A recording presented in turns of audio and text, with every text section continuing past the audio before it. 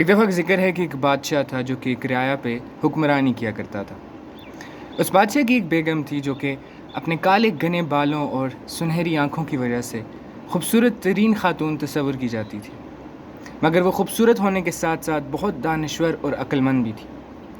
اس سلطنت میں دور ایک جنگل میں ایک کنواں تھا، اور اس کنویں کی خاص بات یہ تھی کہ جو بھی اس کنویں سے پانی پیے گا وہ پاگل ہو جائے گا، یعنی کہ اپنا دماغی سلطنت کھو دے گا۔ ایک آدمی اپنی بکریاں چراتے چراتے اس جنگل میں جا پہنچا اور اس نے کنویں کو دریافت کیا، تو جب اس نے پانی پیا اور وہ پاگل ہو گیا، اس نے پورے علاقے میں یہ افواہ پھیلا دی کہ دور جنگل میں ایک کنواں ہے جو کہ ایک کرشماتی کنواں ہے،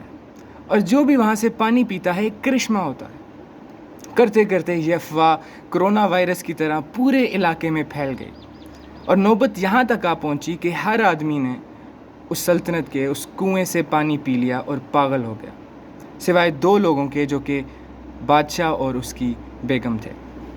جب سب لوگوں نے وہاں سے پانی پیا اور سب پاگل ہو گئے تو وہ سارے لوگوں کو ایک ریئلائزیشن ہوئی کہ یہ بادشاہ تو پاگل ہے، یہ ہم پہ حکمرانی کیوں کر رہا ہے۔ ان لوگوں نے بادشاہ کے خلاف بغاوت کر دی، اور سب لوگ سڑکوں پر نکل آئے، اپنے گھروں سے باہر نکل آئے اور کہا کہ بادشاہ تمہیں ابھی ہی اپنی کرسی کو چھوڑنا پڑے گا کیونکہ تم پاگل ہو۔ جب بادشاہ نے ساری صورتحال دیکھی تو بادشاہ غصے میں آ گیا اور اس نے اپنے سپاہیوں کو حکم دیا کہ ان کو پکڑ کے بند کر دو۔ لیکن جیسا کہ میں نے پہلے بتایا کہ سوائے بادشاہ اور اس کی بیگم کے ہر آدمی نے وہاں سے پانی پیا ہوا تھا۔ تو سپاہیوں نے مڑ کے بادشاہ کو بولا کہ تو ایک پاگل سٹھایا ہوا آدمی ہے، تیری بات ہم کیوں مانیں؟ یہ صحیح کہہ رہے ہیں لوگ، تو ہمارا بادشاہ نہیں ہو سکتا۔ اب بادشاہ بالکل بے یار و مددگار ہو گیا اور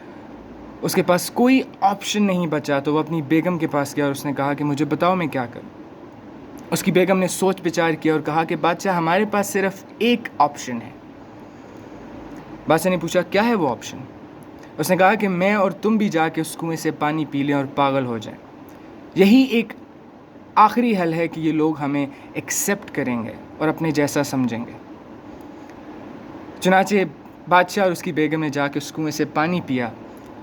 اور جیسے ہی انہوں نے پانی پیا اور انہوں نے